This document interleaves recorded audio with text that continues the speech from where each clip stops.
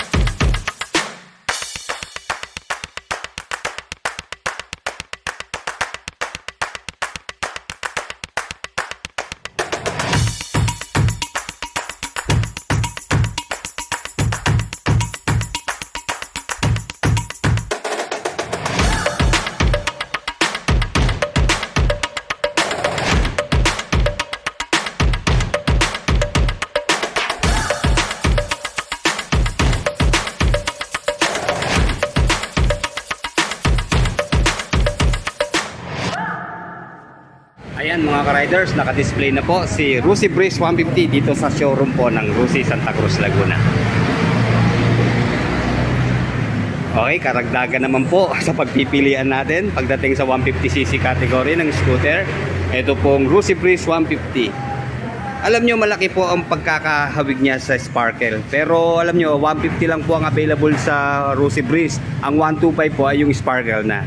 So yun, kinlaro po natin dito sa mga staff ng Rusi yung kanyang detalye. Sa ngayon po, tatlong kulay pa lang po ang available dito sa Rusi Breeze 150. Ito nga pong white, meron din po siyang red saka black. Makikita natin sa kanyang decals, mas malinis po ang pagkakagawa sa kanyang decals, diba? Okay, dito sa harap, ayan, meron siyang combined color na red at saka black. Kaya mas attractive siya tignan. Iba talaga kapag malinis lang, yung simple lang na decals at ang naandito lang yung mga specs lang niya. Katulad doon ito kanyang displacement. Okay, naka-display dito sa kanyang side profile, 150cc. Then check po natin dito sa likuran niya. Okay, ito po yung kanyang model name na Breeze. Okay, combined din po ng red at saka black. And then sa likod, okay, wala na po masyadong decals dito. Ayan, simple lang. Almost ano lang po siya. 6 na decals. Magkabila dito, 2 sa likuran po. Then 2 sa kabilang side profile. And then dito sa front. Kaya yan. Then dito meron siya rito maliit na sticker. Ito po, Euro 3 compliant na po itong Rosy Breeze 150. And then panalo talaga sa color combination na ginamit. Black and white lang siya halos. Okay, ito glossy black saka sa glossy white. And then sa kanya po mga ilaw sa lighting system niya. Maganda rin po ang pagkaka-arrange. Nandito po sa taas yung kanya mga turning signals. LED na po yan. And then sa kanya naman po split type na headlight. LED rin po. Hindi na siya tinipid pagdating sa lighting system niya. Talagang pure LED na po ang ginamit hanggang dito po sa tail light, stop light at saka turning signals. Kaya expect na natin maliwanag po ang lighting system nitong Rosy Breeze 150. Ito pa palang sticker, yung kanya syempreng brand name na Rosy. Dito po nakalagay sa kanyang telescopic fork na front suspension. And then ito po ang maganda sa isang specs niya. Combi brake na po siya. Ito po yung nagtutulong yung dalawang preno ng harap at saka likod. Although disc brake po dito sa front, then sa likod niya po ay drum brake. Pero siyempre meron siyang share na 70% na preno sa likod at 30% sa harap. So no problem tayo sa preno. At hindi tayo basta-basta rito sesem lang dahil nagtutulong nga po yung dalawang preno. Okay, naka single disc na wavy shape po ang kanyang disc na meron pong dual piston caliper. And then sa kanya namang pong gulong, meron pong size na 80 by 90 by 14. And then tube type pa rin po ang kanyang gulong na meron pong brand na Wanshing. And then yung kanya naman pong mags, gawa rin ng alloy at matte black po ang kulay. And then may sukat po na 90 by 90 by 14 ang kanyang rear tire. And then yung kanya naman pong drum brake, may protection, may plastic po siya na covered. So yun lang. Medyo abala pa, tatanggalin natin pa mag-a-adjust tayo ng preno. And then naka single-sided shock po dito sa kanyang rear suspension. Ayan, meron po siyang spring coil na kulay black. And then ito, meron pa rin po siyang kickstart. Ayan. And then ito, naka-mark po yung kanyang logo ng Rosy dito sa kanyang crankcase, CVT. And then ito, katibayan na siya ay 150cc. Ayan po, SC150 RRA. Hindi lang natin alam po ano yung RRA. Ano po? Okay, check natin yung kanyang matabang muffler. Tanggalin natin yung plastic. Okay, ayan, medyo bulky rin yung kanyang muffler. Then meron heat guard na plastic. Mahaba po ang heat guard. Hanggang elbow, natatakpan siya. Kaya lang, nahihirapan na tayo. Okay, i-adjust natin na. Masikip para maikutan natin na maayos. Okay, ayan. Ayan yung kanya pong plastic na heat guard. And then nakatulong po yung kanyang pan cover ng kanyang air cool. Ayan, dahil mahaba po siya hanggang dito sa ilalim, sasangga po sa ating pa bago tayo mapatikit sa kanyang elbow. Siyempre mainit po yan kapag ginagamit. Okay, medyo mahirap lang po ang pag-change oil kasi makipot po yung space. Pero upon checking sa kanyang engine oil capacity, nasa 750 ml po ang kanyang engine oil capacity. Ayan. So yun nga po, katulad ng sinabi ko kahapon, hindi natin pwede i-compare yung kanyang specs dahil ito po ay naka-air-cooled lang, and then carburetor type pa rin po ang kanyang fuel supply system. Of course, single cylinder, 4-stroke, 2-valve pa rin po siya. 150cc displacement, Euro 3 compliance sa kanyang emission control. And then ayun po, naka-CBS po or combi brake system ang kanyang mga preno. Okay, bago po natin makalimutan, meron po siyang 100 ml na gear oil capacity. Okay, ito maganda ho rito, mabilis ang paglalagay natin dahil open siya. Okay, maximum power of 5.6 kilowatts at 7,500 RPM. Maximum torque naman po na 7.2 Nm at 6,500 RPM. Okay, tumitimbang po siya ng 103 kilos sa kanyang dry weight. Medyo limited lang po yung ating detalye pagdating sa kanyang ground clearance. Wala po tayong nakuha at saka sa seat height.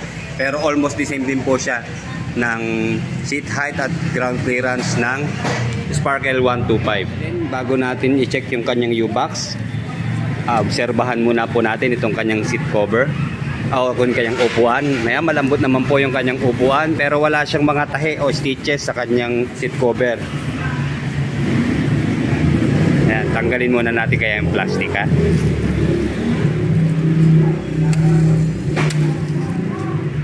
Okay, ayan. Stock na Rossi seat cover. Ayan, maganda ho yung kanyang upholstery. Yung nga lang parang medyo manifest ano po. Ingatan na lang sa pusa. Pero yung tabas niya maganda rin naman po. Medyo malalim dito sa gitna. Meron siyang parang stopper na rito. Ayan, malambot naman siya. Maganda, nakahulma sa hita at puwitan natin to. Hindi tayo mahihirapan. Okay, check na natin yung kanyang U-box. Usually naman ang U-box po half base lang kung nagkakasya. Ayan, ngayon na-improve naman po. Medyo malaki na yung kanyang U-box, hindi katulad ng mga naunang labas. Ayan, marami tayong may kakarga rito. And then ito, meron po siyang 5.5 liters na fuel tank capacity. And then dahil 150cc po siya at carburetor type pa, estimate ko lang po dahil wala pa po tayong detalye, nasa 40 kilometers per 1 liter. Dahil yung po mga nare-review nating nakaraang motor, halos ganun po ang mga fuel consumption pagdating sa 150cc displacement na carburetor. And then sa top speed, wala rin po tayong detalye, pasensya na mga riders. Pero sa aking experience po kaya po nito ang 110 kilometers per hour. Okay, astig din naman yung kanyang grab bar. Matte black ang kanyang kulay, hindi siya madulas. Medyo patulis nga lang po siya ng konti. Pero maganda ho rito, buo siya, hindi siya hati. Kaya magandang kapitan natin po ito. Hindi lalagpas o dudulas masyado ang ating kamay. Okay, check na natin yung kanyang combined analog and digital na instrument panel. Okay, ito po ang digital niya. Then ito po yung analog. Dito po yung speedometer saka odometer. So dito po nandito ang kanyang indicator ng gasoline. And then ganun din po yung kanyang switches and buttons dito sa itaas, yung kanyang high beam, low beam. Then nasa gitna po yung kanyang horn, busina. And then sa ilalim yung kanyang pong turning signals. And then dito po sa kabila, ayan, meron siyang kill switch sa ibabaw. And then switch po ng DRL, switch ng headlight, saka switch off. And then yung kanya naman pong electric starter push button. And then maganda po yung kanyang park brake lamp, malapad siya. Pag tayo po ay napadaan sa uphill or downhill, then na traffic tayo para hindi tayo dumausdos. Ayan, pindutin lang po natin yan. And then pag i-unlock, isang piga lang po, unlock na siya. Sa kanya naman pong mga pocket, medyo maliit po siya. Ito, hindi tayo pwedeng maglagay dito ng cellphone. Ayan, kita nyo mababaw po. Although malawak po siya, pero mababaw po. Ayan, magkabila. At isa pa, wala po siyang charging port. Pero dito parang meron siyang abang, oh. So, madali naman po magpa-install ng charging port. Isang solusyon, hindi umalis po kayo na naka-full charge, ano, para hindi na tayo kailangan mag-charge sa biyahe. Okay, dito po yung kanyang ignition. Ayan, meron pong secure shutter key. And then maganda po, meron switch ng upuan na andito na sa tabi ng ignition. Okay, yung dalawang susi niya. Okay din naman. Ito po yung opener ng ating shutter key. And then meron din siyang utility hook dito po sa gitna. And then yung kanya naman pong floorboard, ayan, malaki rin naman po, magaspang din. And then dito po sa right side nakalagay yung kanyang battery. Wala na po siyang additional na hook dito sa ilalim. And then pulido rin naman yung kanyang pillion footrest. Maganda, may rubber. Kaya lang hindi po siya alloy, metal po ang kanyang material, kaya medyo matigas po ito. Ayan, okay din naman. Wala pong kill switch yung kanyang side stand. And then ito po yung kanyang center stand. Ayan, malapad naman at medyo mataba ang bakal, kaya magaganda po ito pag magpapark tayo. Ayan, stable siya. Okay, sa presyo naman po ni Rossi Breeze 150 ngayong February 5, 2024. Ito po ang update sa kanyang presyo. Meron po siyang cash price na 65,000. And then maliit lang po ang down payment niya, 3,000 pesos. Ayan, may rebate pa na 300 pag update tayo magbayad. And then sa 3 taon po, 2,575 monthly. So lalabas po niya na 2,275 lang yan pag may rebate. And then sa 2 taon po, 3,450. At sa 1 taon naman po ay 6,325. Okay, ayan po ang bagong labas na si Rossi Breeze 150. Okay, dito po sa Santa Cruz, Laguna, wala pa po yung iniintay natin na Sparkle 150 na water-cooled. Mukhang yun po ang kauna-unahang water-cooled na motor ng Rossi.